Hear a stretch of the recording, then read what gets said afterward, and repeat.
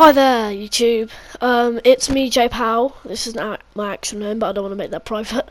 I'm going to keep that private. This is the first type of video I've done in. First of all, it's the first video I've done in a while. I switched to streaming after just being bored with videos and not really wanting to edit them for hours on end, like I'm probably going to do with this. But still, I think. This is the first review I've ever done on this channel, or just ever really. And I get this game is, what, 6 years old now, I think? Which is insane. But with the recent Resident Evil 9 leaks, I would really like to cover this game and maybe a few others in the future, so I'll be going over plot.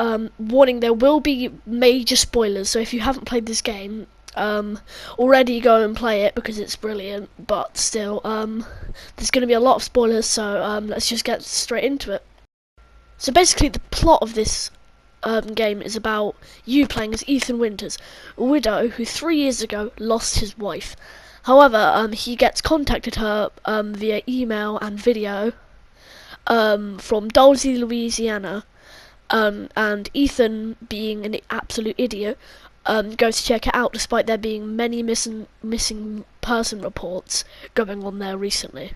So he goes and checks it out, but as you can probably guess, he gets entangled in this classic Resident Evil like mansion monster like inhuman scheme to try and transform him and kill him.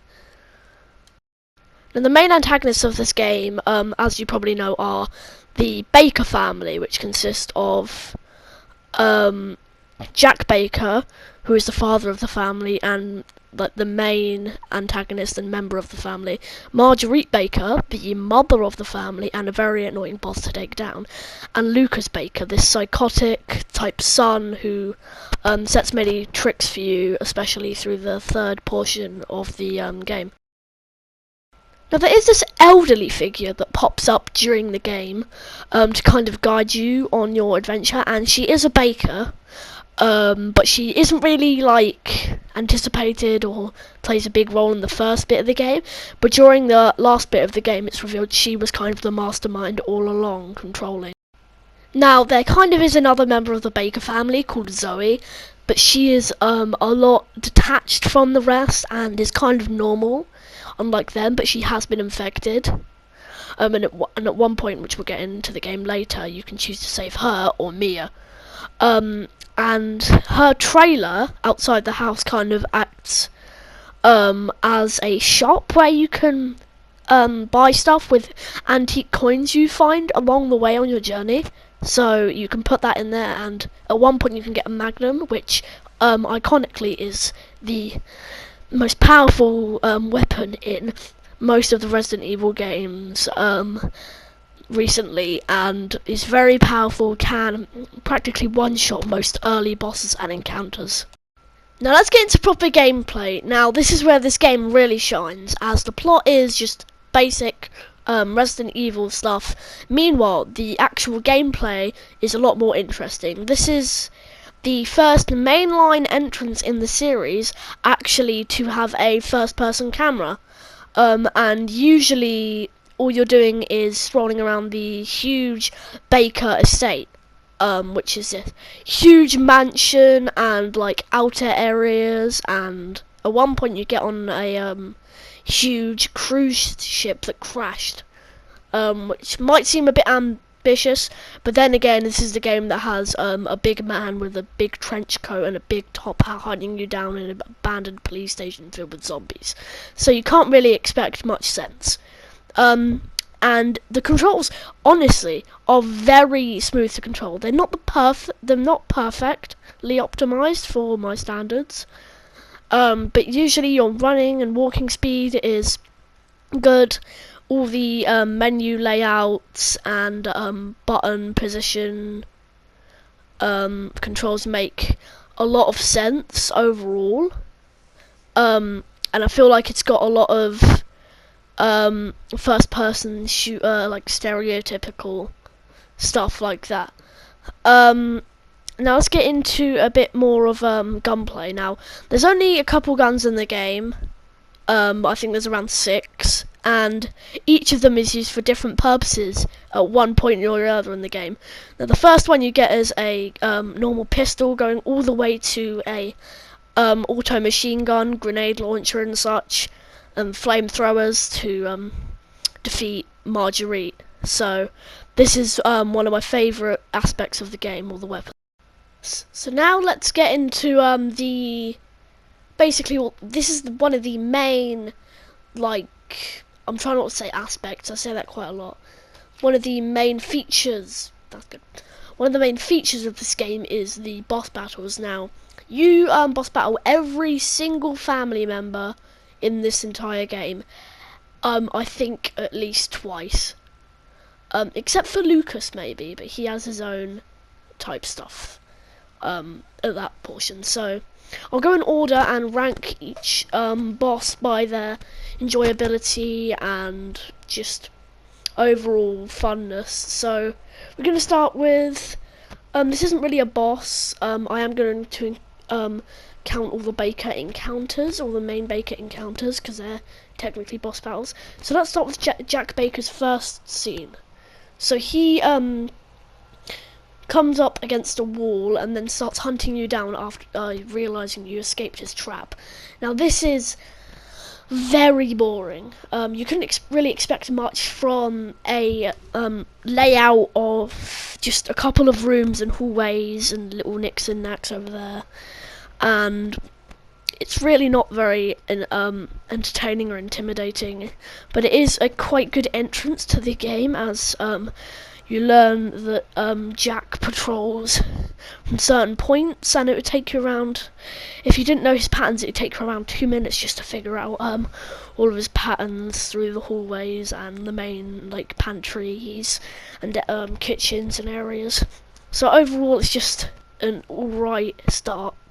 So then we've got Jack's second encounter, which is the first true boss. Now after you've unlocked just like this knife, you head into a garage where he kills a police officer you were working with, who gave you a knife, and when he dies you can pick up his gun to have a true fight. This is brilliant. I just have to say this is the best early game boss in the entire game, and he's really like unpredictable with his movements. He mostly does follow you around, and one of the only like proper problems I have with this fight is that he can be defeated in no more than I'm being serious, 40 seconds I think. Because the whole aspect of the fight is you can shoot him to stun him, but you're supposed to get a car key. Now on the first playthrough, I didn't know you had to get the car key, and it took me around 2 minutes of just shooting him in the face to realise, oh, there's a key over there, I can get in the car in the garage. So then you have to run him over a couple of times before he jumps on the car and jumps into a huge metal like clump and pretends to be dead, but then the car explodes and he's on fire, and then he kills himself for some reason. But still, you can complete that section in like maybe just a bit over 40 seconds, maybe like 1 minute. So it's got a few flaws, but overall a great first boss about an hour into the game.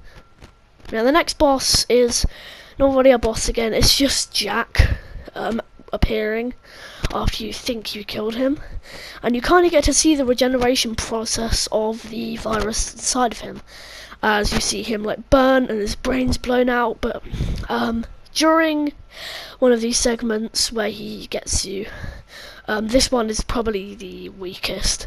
He takes the least amount of shots to go down, and overall the his tracking on this section isn't very good, as there's a lot of open areas in this place, recently I did get stuck on this bit because I was a bit confused, like did I run away, did I do something else? But still it's really easy. He only goes down in a couple hits, and as I said, there's a bunch of open areas where you can like hit him in the face without him realising you're actually there, and you can kind of stall him out for a bit before killing him. So overall it's the worst encounter with Jack, and probably one of the worst like default encounters and not bosses in the game. Now next is Jack's but not really final fight. So he lures you with the final key to get into a door that you've been trying to unlock for however long in the game. I think this is about 3 hours in. So he lures you with the key, and you have to go and get it. But when you step in the room, he pushes you as soon as you grab the key. Now you should be able to just get out, but he's locked all the doors, and is chasing you around with his spade. So you have to keep on shooting him like usual, and then he brings out these giant chainsaws, and then you have a bloody chainsaw fight, which I think is incredible for early game. And I genuinely think it's Jack's best fight. All of the chainsaw controls are decent. He has a reasonable amount of hits to go down, and he really does like throw a few like funny and kind of like taunting lines in as you're fighting him, which I thought was really cool, and you really do get to see the humanity in Jack more than any of the other bakers in this game, because of one scene near the end, which I'll probably get into. But yeah, this is a very good fight, and as I said, the chainsaw mechanics are really good.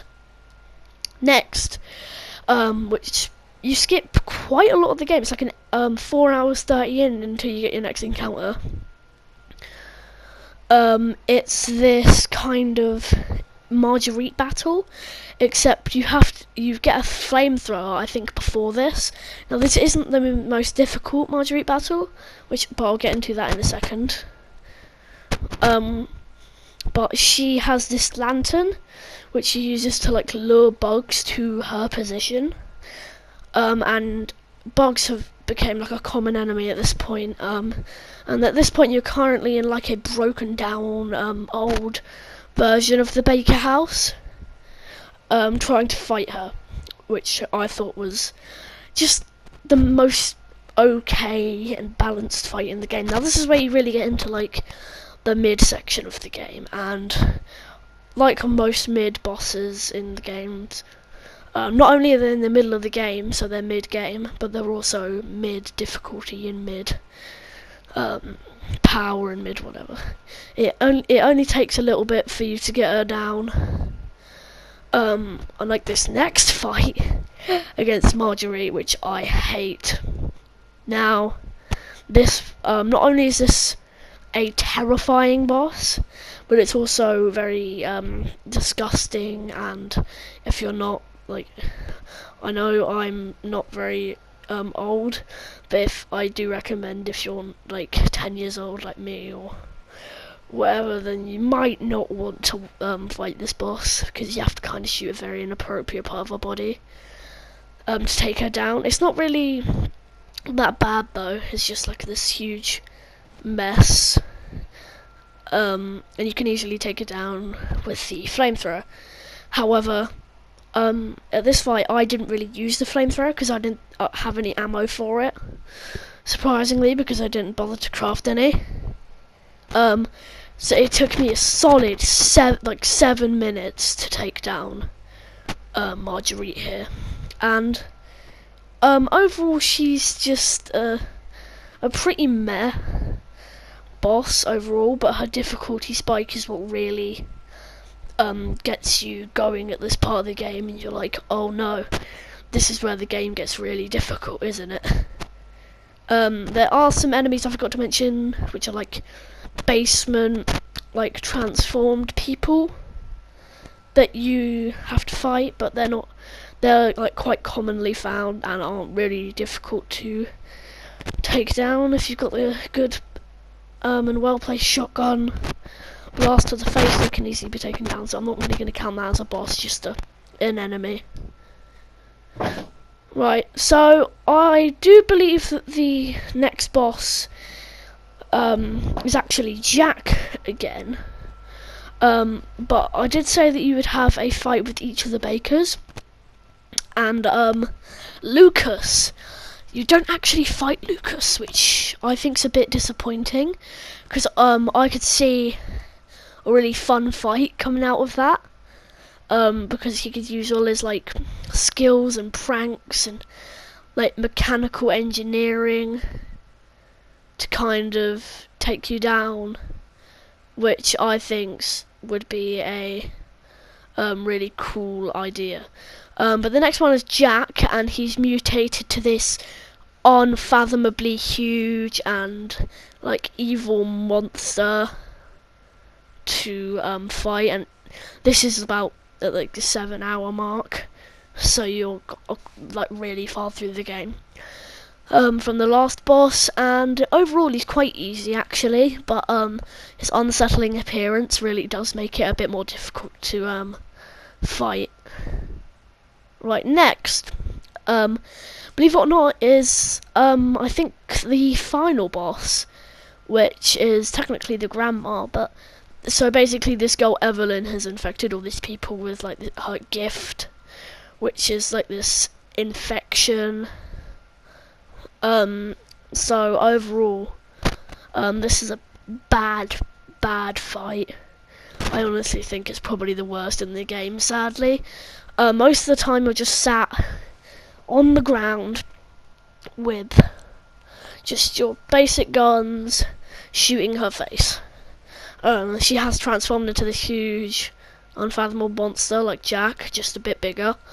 And it's a very boring fight overall.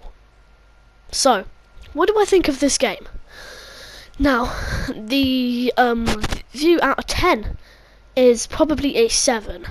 Now, the reason for this ranking is there are very strong controls. It's got a alright plot. And it's got some really good points, but also some really bad points, like some other bosses. But some of the bosses are brilliant as well. So go follow me on some other things, like in fact I think YouTube's the only thing on, to be fair, anymore. So I'll see you next time for a next review. Peace out, like and subscribe, and bye.